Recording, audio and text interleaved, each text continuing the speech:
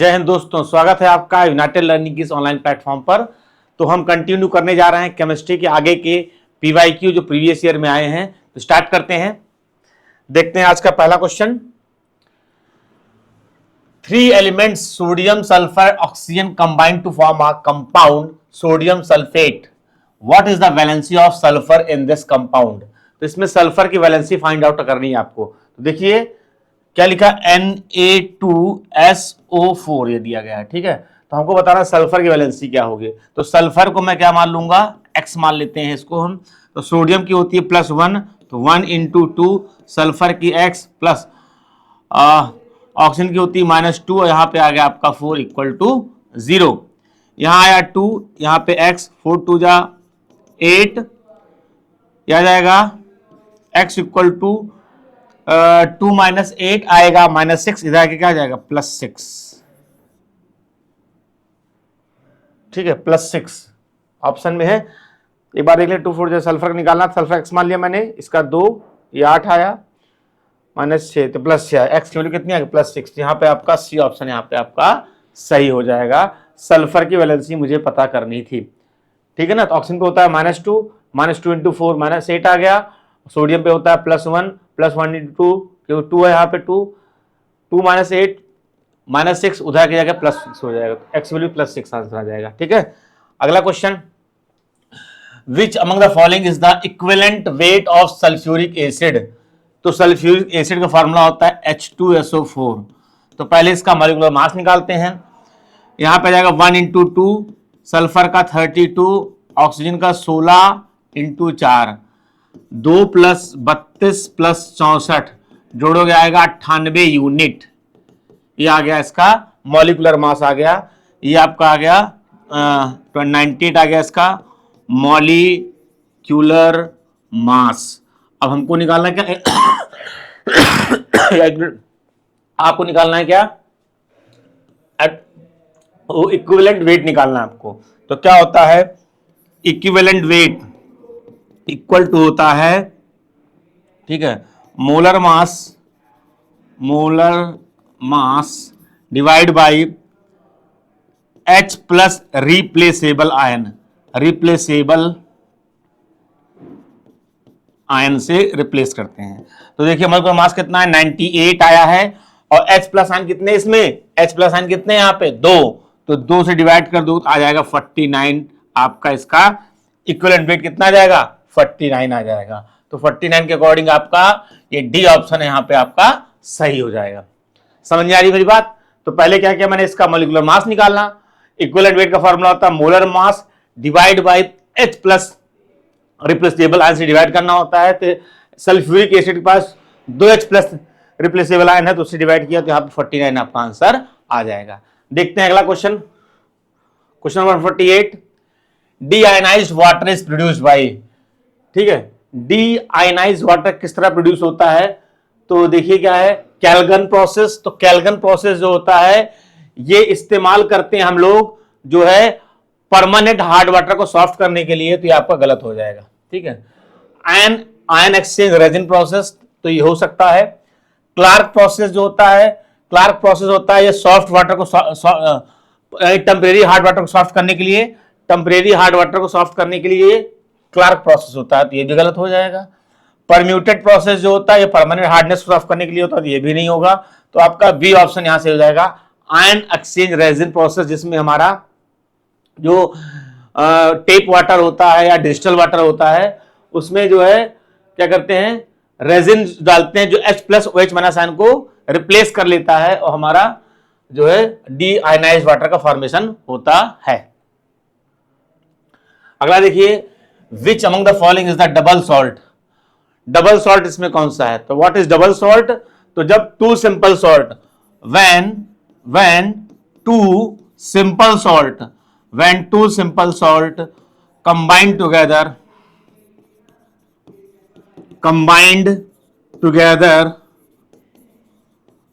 to form double salt. तो जब दो सिंपल सॉल्ट क्या करते हैं, कंबाइंड होते हैं, तो क्या बनता है, डबल सॉल्ट बनता है। देखिए पहला क्या है, यहां पे K4FeCN6। तो देखिए यहां पे ये सिंपल आयन है और ये कॉम्प्लेक्स आयन है। एक simple ion K4 simple ion है, ये कॉम्प्लेक्स आयन, तो ये हमारा बन जाएगा कॉम्प्लेक्स सॉल्ट। क्या बना ये? कॉम्प्लेक्स सॉल्ट बन गया। तो भैया ये ऑप्शन गलत हो गया, ठीक है। K2SO4 एक सॉल्ट हो गया और Al2SO4 दूसरा सॉल्ट हो गया। तो K2SO4 एक दूसरा, तो पहला और दूसरा मिलकर के हमारा बन जाएगा क्या? Double salt. एक सॉल्ट ये, एक सॉल्ट बना दिया क्या इसने? Double salt. ये ऑप्शन हो सकता है। तो ये आपका ये फॉर्मूला जो है ये एलएम का फॉर्मूला है। एलएम जिसको आप बोलते हैं फिटकरी बोलते हैं, फिटकरी, ठीक है। तो ये एलएम का फॉर्मूला K2SO4.Al2SO4 का होल थ्राइस 24H2O, ये एलएम का फॉर्मूला। ये copper sulphate, it is a type of salt है। ये सिंपल सॉल्ट का फॉर्मूला हो जाएगा आपका। NaCl भी आपका क्या है यहाँ पे? सॉल्ट का। तो ये जो आपका ये हाइड्रेटेड सॉल्ट है, जब भी वाटर कंटेन किया हो तो आपका हाइड्रेटेड सॉल्ट हो जाएगा, हाइड्रेटेड सॉल्ट हो जाएगा। और जिसमें वाटर ना हो तो आपका सिंपल सॉल्ट हो जाएगा, सिंपल सॉल्ट हो जाएगा। ये आपका हाइड्रेटेड सॉल्ट हो जाएगा, ये आपका डबल सॉल्ट हो जाएगा, ये आपका कॉम्प्लेक्स सॉल्ट हो जाएगा, ठीक है। According to question B option यहाँ पे आपका सही होगा। अगला क्वेश्चन देखिए, which of the following is the correct order of strength of acid? Acid की स्ट्रेंथ के अकॉर्डिंग लगाना है।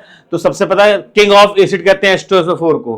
तो देखिए स्ट्रेंथ इसमें देखिए ये पहले नंबर पे इसको दिया एथेनोइक एसिड। एथेनोइक एसिड जो है इसको हम बोलते हैं, और भी क्या बोलते हैं इसको हम? फॉर्मिक एसिड,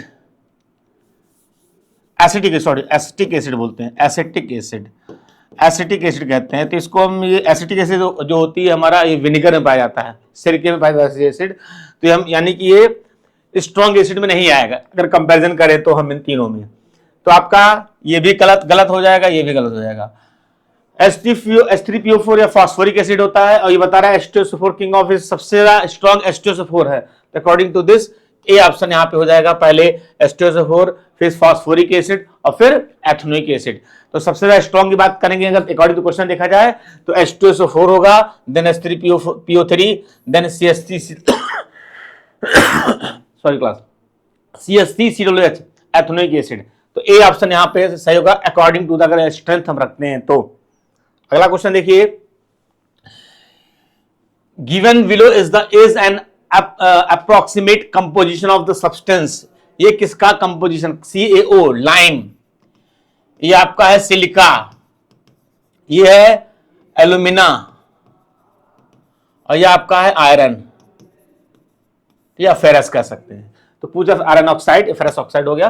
तो पूछ रहा है ये कंपोजिशन किसका दिया गया है कि लाइम इसमें 60-70%, सिलिका 20 से 25%, एल्यूमिना इतना, ये इतना। ये किसका कंपोजिशन दिया गया है? तो ये जो कंपोजिशन ये किसका है? ये सीमेंट का कंपोजिशन है। लाइम 60-70%, सिलिका 20 से 25%, एल्यूमिना इतना, आयरन। तो किसका ये है? That is the composition of cement का कंपोजिशन है। ये किसका है? प्लास्टर ऑफ पेरिस जो होता है वो आप कहते हैं CaSO4। तो ये उसका नहीं है, ठीक है। मार्बल स्टोन यानी कैल्शियम कार्बोनेट होता है हमारा, CaCO3 होता है। क्वार्ट्ज जो होता है सिर्फ सिलिका ही होती है, उसमें आपका SiO2 हो जाएगा सिर्फ। तो आपका सीमेंट हो, सीमेंट का जो कंस्टिट्यूएंट होगा ये आपका calcium oxide, lime, silica, alumina and ferric oxide या फेरस ऑक्साइड। अगला क्वेश्चन देखते हैं, in KMnO4 molecules the oxidation state of the element potassium, magnesium, manganese and oxygen are respectively। पूछ रहा है कि आपको इसमें ऑक्सीजन नंबर बताना है कौन कौन से एलिमेंट का। ये दे रखा KMnO4। तो देखिए आपको पता है कि K पर वैलेंसी होती है +1, तो यहां पे आ गया 1। O पे होती है, O पर होती है कितनी? -2, तो यहां आ गया 2, ठीक है। -2 तो हम 2 ले लेंगे, ठीक है। -2 दिखा दो, -2 दिखा दो, कोई बात नहीं। तो ये आ गया 1, इस पे आ गया -2। अब Mn पे निकालना है, तो ऑक्सीजन नंबर मेथड से निकालेंगे। K की 1 हो गई, प्लस इसका मैं x मान ले रहा हूं, ऑक्सीजन का होगा कितना? -2 × 4 = 0, 1 + x = -8 = 0, x = आपका आ जाएगा कितना? 7। x = कितना आ जाएगा? 7 आ जाएगा। तो अब आ गया, अगर देखें तो इसका 1, इसका 7, इसका -2, +1 +7 -2 किस में आ रहा है?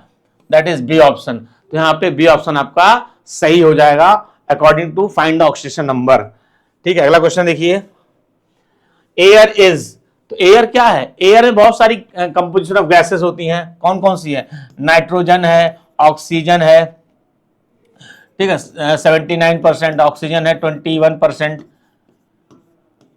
ठीक है, उसके बाद आर्गन है 0.03%, ठीक है, बाकी अदर गैसेस और डस्ट पार्टिकल है। ये आपका कंपोजिशन ऑफ एयर है। तो एयर इज अ बहुत सारी कंस्टिट्यूएंट गैसेस उसमें मिली हुई हैं। तो क्या है ये, ऑलवेज अ कंपाउंड नहीं, ऑलवेज अ मिक्सचर यस हो सकता है। फ्री जोन ये भी गलत, mixture in the industrial zone गलत। तो क्या है, ऑलवेज अ मिक्सचर। तो air is a type of mixture है ये, क्योंकि ये बहुत सारी गैसेस का कंपोजिशन है, इसमें डस्ट पार्टिकल भी है। तो आपका बी ऑप्शन यहां पर सही हो जाएगा। देखते हैं अगला question, which among the following is the chemical formula of gypsum, ठीक है, is an ingredient of cement. तो सीमेंट जो है जिप्सम का इस्तेमाल करते हैं, ठीक है, जिप्सम का इस्तेमाल करते हैं, सीमेंट में इसका इस्तेमाल किया था, सीमेंट में इसका इस्तेमाल करते हैं। क्यों करते हैं, to increase the setting time, यानी सेटिंग टाइम मतलब पकने की दर को बढ़ा दें, ज्यादा समय बाद पके। सेटिंग टाइम को इंक्रीज करने के लिए, सेटिंग टाइम को इंक्रीज करने के लिए जिप्सम का इस्तेमाल किया जाता है। Increase the setting time of cement को इंक्रीज करने के लिए जिप्सम का इस्तेमाल किया जाता है। और decrease the setting action, increase setting time, पकने की दर को घटाने के लिए बढ़ा देता है। यानी अगर वो 10 मिनट पक रहा है तो 20 मिनट पके, आधे घंटे पके, धीरे धीरे पके तो मजबूती ज्यादा आती है। और ठीक है, इनकी और decrease setting action, setting action को डिक्रीज कर देगा ताकि धीमे धीमे पके। तो कहने का मतलब है क्या वर्ड आए, इंक्रीज द सेटिंग टाइम या डिक्रीज द सेटिंग एक्शन, दोनों स्टेटमेंट सही है।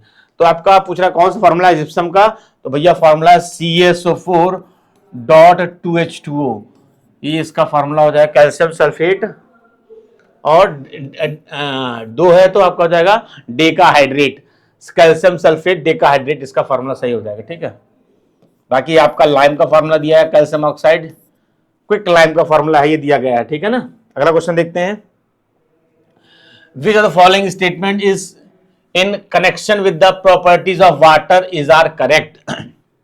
तो पहला है water has high specific heat comparison with other liquid, ठीक है, तो water has high specific heat capacity है तो बिल्कुल सही है।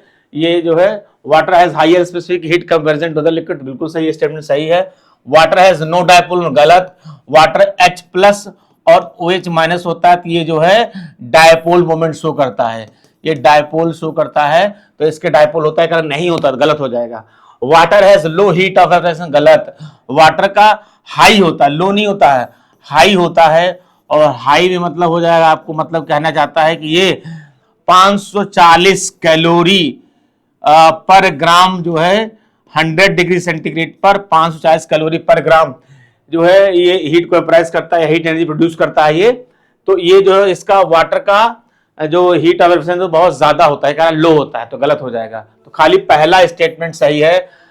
ठीक है, हाई स्पेसिफिक हीट है इसका कंपैरिजन टू अदर लिक्विड, इसलिए इसको हम जो है वाटर को हम यूनिवर्सल सॉल्वेंट कहते हैं, क्योंकि इसमें का बहुत सारे कंपाउंड या बहुत सारी चीजें इसके अंदर क्या हो जाती हैं, डिसॉल्व हो जाती हैं, इसको यूनिवर्सल सॉल्वेंट कहा जाता है। तो अकॉर्डिंग टू द क्वेश्चन यहाँ पे only first option is correct, second और थर्ड क्या हो जाएगा, जो है गलत है आपका। तो पहला ऑप्शन यहां पर ये सही होगा अकॉर्डिंग टू द क्वेश्चन। अगला, the bond which is present between the water molecule is, तो वाटर मॉलिक्यूल में तो कौन सा बॉन्ड होता प्रेजेंट होता है, electrovalent bond, covalent bond, hydrogen bond, van der Waals bond. तो कौन सा होता है, वाटर के बीच में जो बॉन्ड होता है वो हाइड्रोजन बॉन्ड होता है। ठीक है, हाइड्रोजन बॉन्ड, वाटर के बीच में जो बॉन्ड प्रेजेंट होता है कौन सा बॉन्ड होता है, वो हाइड्रोजन बॉन्ड होता है।